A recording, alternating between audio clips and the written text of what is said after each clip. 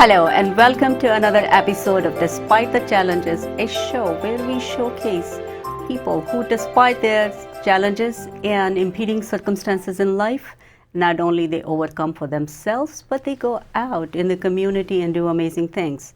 Today, my guest is Lockey Maisonneuve. She is the author of a book, A Girl Raised by Wolves. Lockey's story is amazing, a survival story. She calls herself raised by a girl who was raised by wolves. She survived neglectful alcoholic parents, childhood prostitution, and her amazing journey that led her to what she is now, helping incarcerated people in jails. So let's hear more from Lockey herself. Lockey, welcome to the show. Thank you so much for having me. I appreciate it. Thank you. You're very welcome. So it is a long journey. Yes. From being a kid raised in a family where addict, alcoholic parents around you, and to be where you are. Tell us who Lockey is. Yeah, it's funny because I always feel like I'm two people. I'm the person I was when that was all happening, and then I'm the person I am after I learned how to heal. You know, and so along my healing journey, I learned about this whole new side of me that I never really knew. So to say, tell us about Lockey, it's interest. You know, it's like an interesting question. You know, and when I was a child and I was being abused by my father, you know, he sold me into childhood sex trafficking, and I used to think I'm not from this family. Like there's a real family out there waiting for me, and I didn't know who that real family was, and that was sort of one of the things that helped me to get through the challenging times, because I always felt like there was something else out there for me that I didn't know yet, but it was there and it was waiting. It was sort of waiting for me to come to it.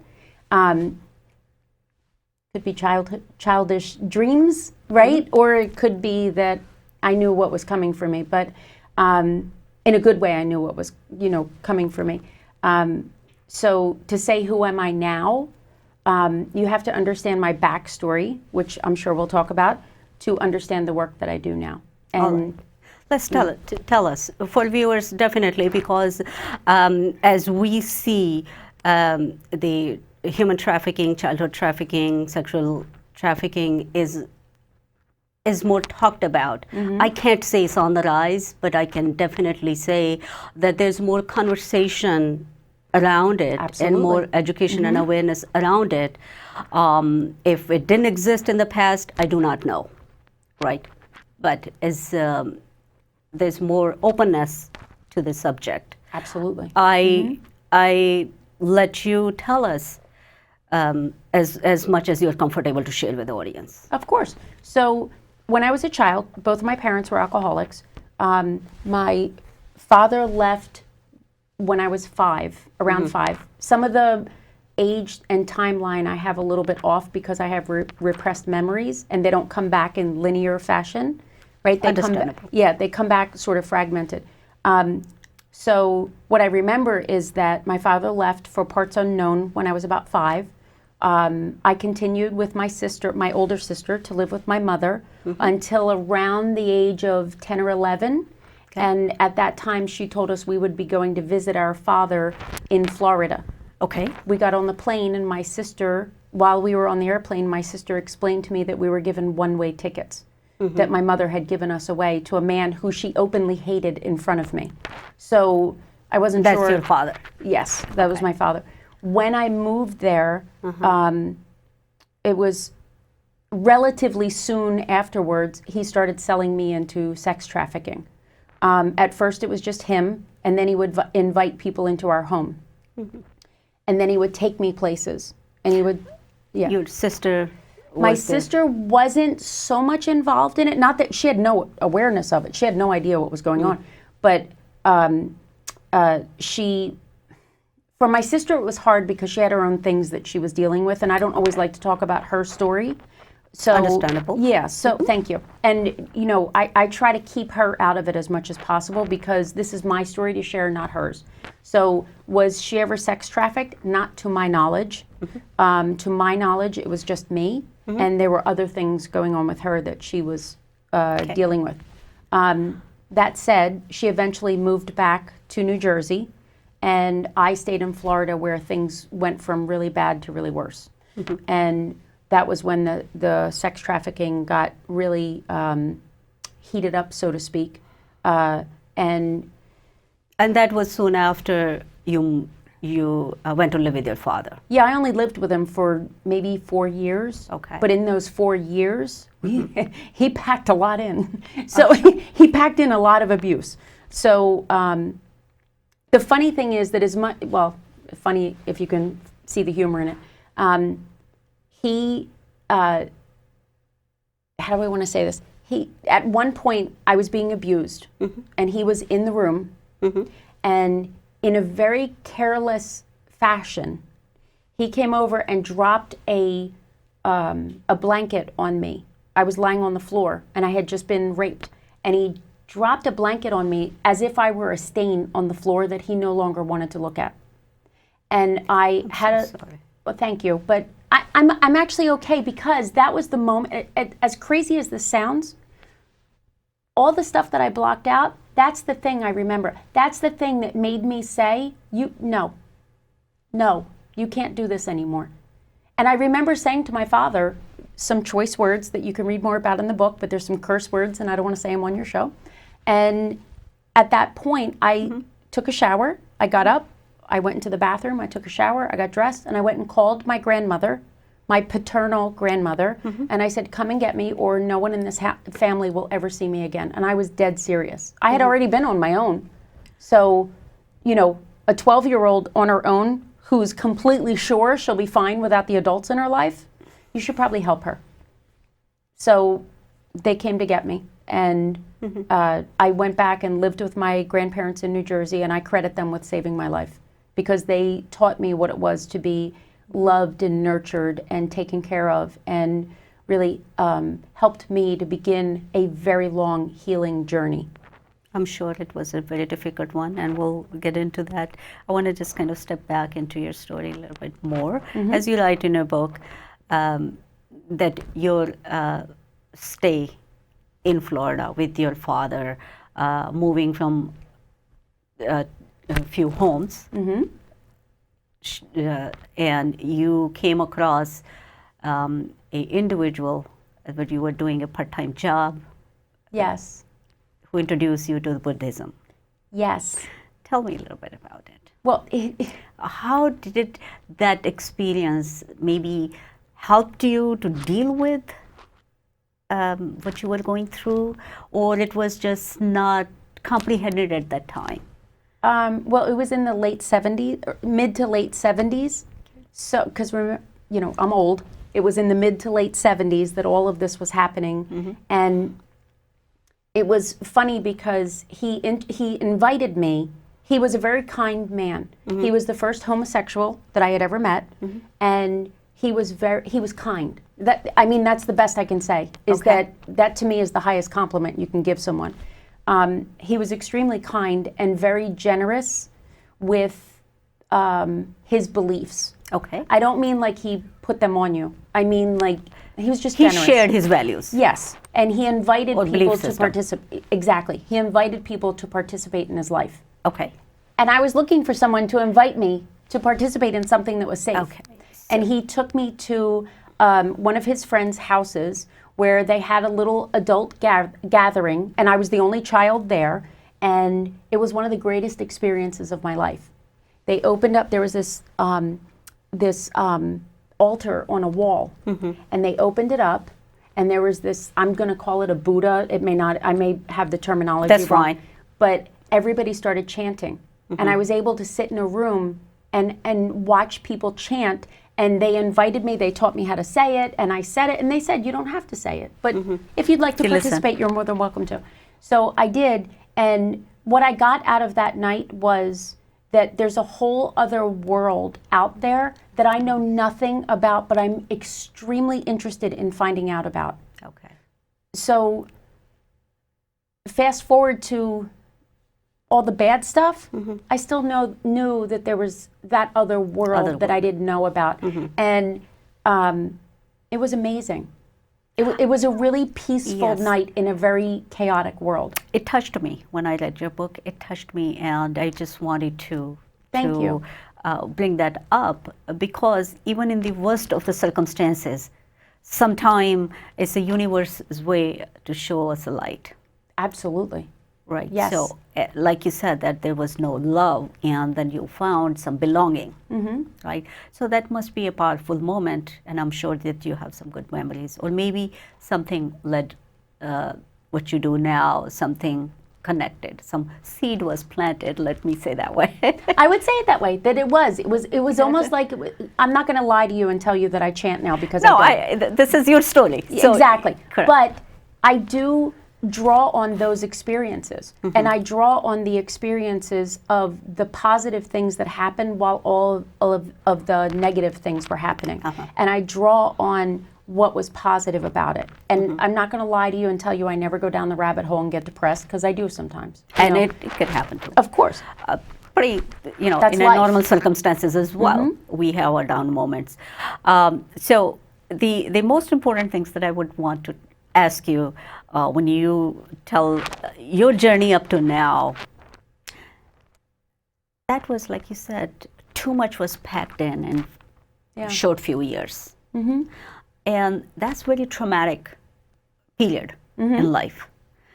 Your journey, what it took, inner strength, to the outer resources that needed to be available. I'm asking you these questions because the audience, people who are seeing that, there's so much goes on in one's life. We tend to blame others or the circumstances, but there's a lot of things that we can take control of our circumstances as well. So tell us, in your words, how it played out for you, what steps you took, and how someone else who's listening to your story may be able to find help.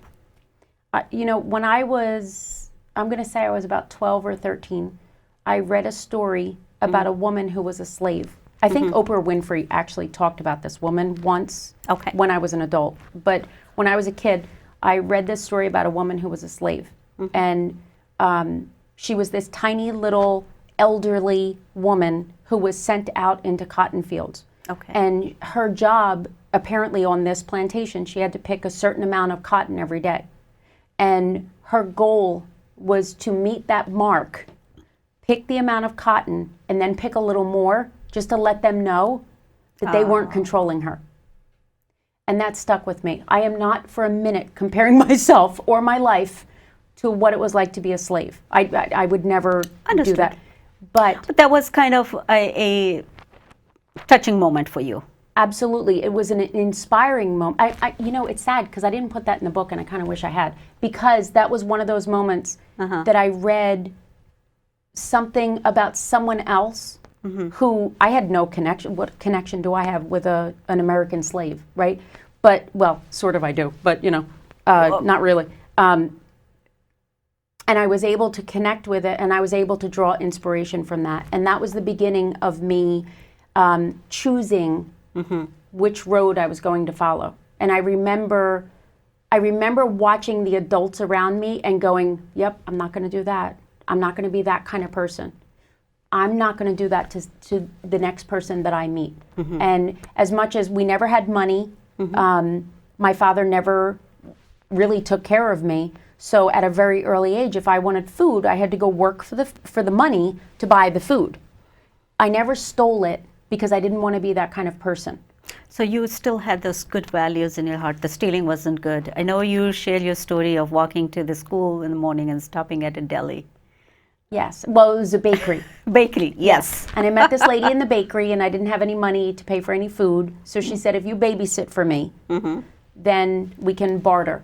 So every morning on my way to school, I would stop at this bakery, and I would get a cheese Danish and a bottle of chocolate milk. And to pay for it, I would babysit her daughter when I got home from school so that she could rest because she worked in a bakery and, she got up early and all that. And it was the best cheese Danish I ever had. To this day, I can't eat cheese Danishes, not because I don't like them or they bring up bad memories. I can't eat them because I know they will never taste as good as when I worked for them. Worked for them. Yeah. Yes. Yes. So it's bittersweet. Yes, it is. Feeling that like comes a cheese in. Danish. It's kind of bitter. It's kind of like sweet and savory, right? Sweet and savory, the memories as well. Yes. So the journey itself is very tough. I can hardly put it in words because each person who's going through traumatic circumstances, their story is as unique as it can be. And my question to you is that, in your words, what would you like to tell people, especially who is being caught up in a circumstances that they are as young and not able to take care of on their own, either it's substance abuse or any other circumstances that they might be feeling at home, and what is that they can do to keep themselves inspired? That's a good question. That was good. I think my main message, because I wrote this book specifically to help people who are on their own healing journey. And for the first 10 years of my 20 plus year healing journey, I white knuckled it. Like I sort of was like batten down the hatches. Correct. Here it comes, Yes. I wouldn't be disrespectful enough to say just let it go, because you can't. You can't. You can't. Yes. So what I would say though is learn to trust your gut. Okay. And the thing that I've learned about healing my own trauma and working with people on their own healing journey from trauma, especially women, is the first thing that your abuser takes from you is your ability to trust your gut instinct. So the first thing that I did was develop my gut instinct. And even when I work with my daughter, who has not had any trauma other than me being her mother, but, she's relatively fine, at least until she gets to college and realizes I was crazy. But I always tell her, trust your gut, no matter what.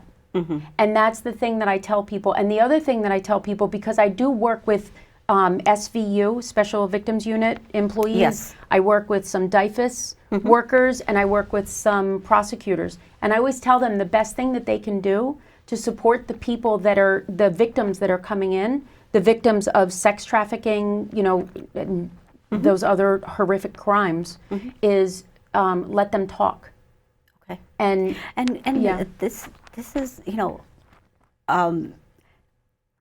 that emotional distress, some of these victims may not be able to share something. Exactly. Right? And that's so why they're we have so traumatized. Yes. And that's why we have to give them the space. For some, it's art therapy. Draw me a picture, show me. Whether they're a child or an adult. Some of them, it's art therapy. Some of them play a song that reminds me. It reminds you. Play a song that expresses your anger. Because and the thing is that when people express anger and rage, I'm not talking about people going on a shooting spree, so I'm not saying that. But when people express their emotions, suppressed emotions. Thank you. When people express suppressed emotions, it's very hard for the receiver to hear it and not want to fix it.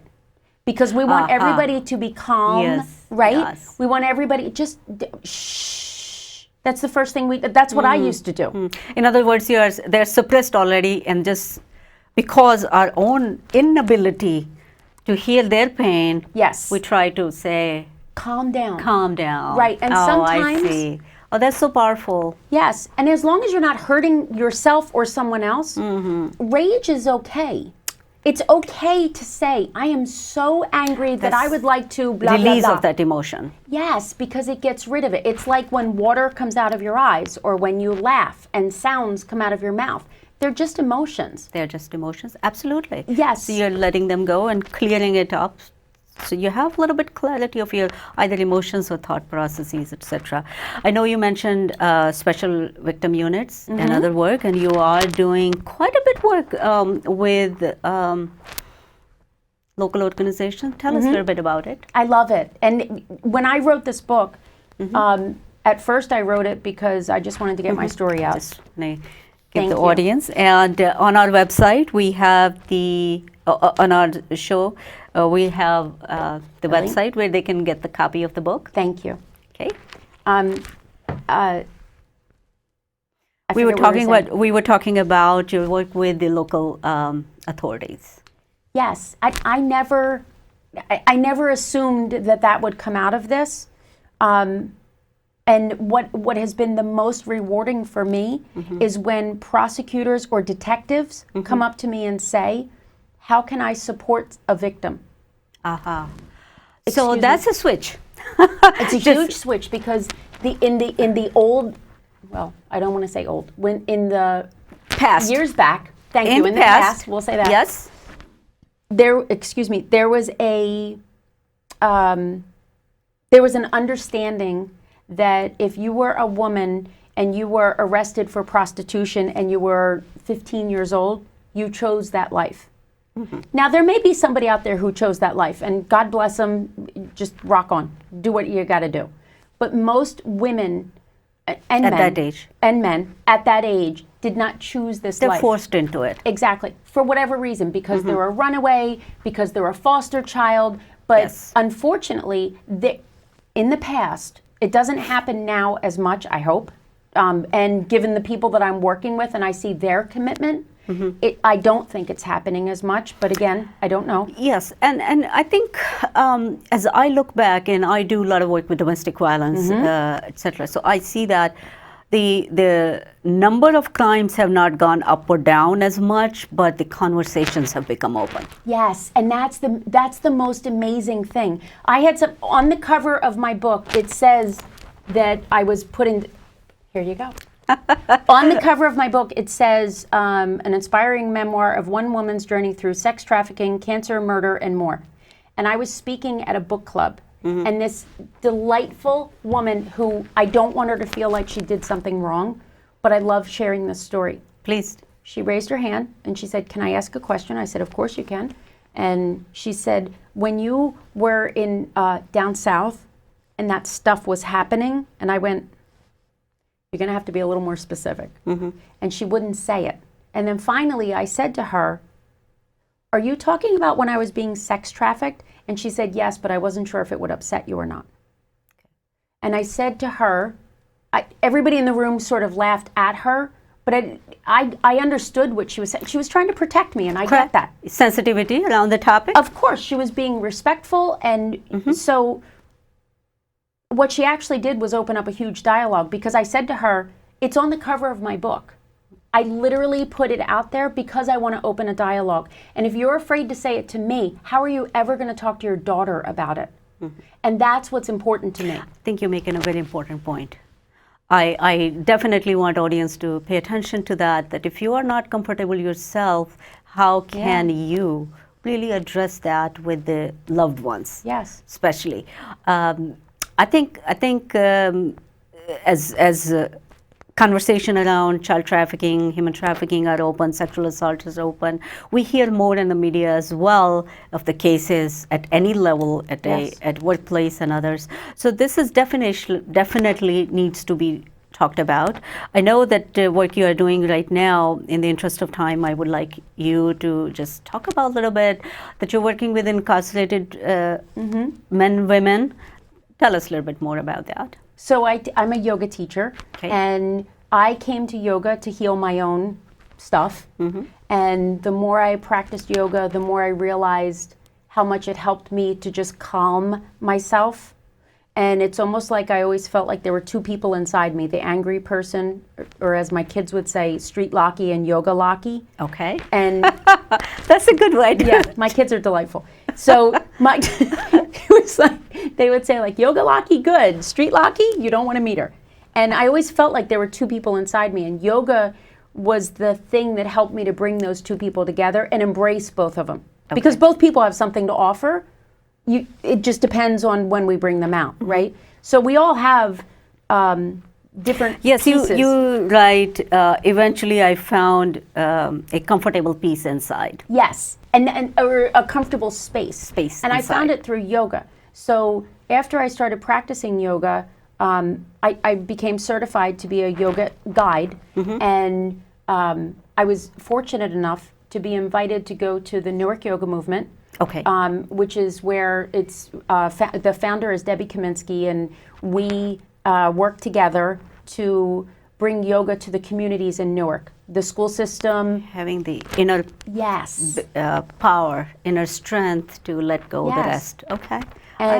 and that led to me teaching at, it's called the Green Monster, the jail in Newark. And I also teach at Clarity Treatment Services in Okay. Perth Amboy, where we work with people who have experienced or who are in recovery from drug and alcohol addiction. Okay. And I work at Trinitas Hospital in the mental health facility for day patients. I see. And so my whole approach is to be able to heal our trauma through yoga. And Excellent. yeah, Excellent. and I wouldn't be able to do the work I'm doing today if I didn't go through the healing process I went Yourself. through. Absolutely, and Yes. that is true for any type of trauma that you have to heal yourself, and that's the purpose that I do here on my show is that things happen.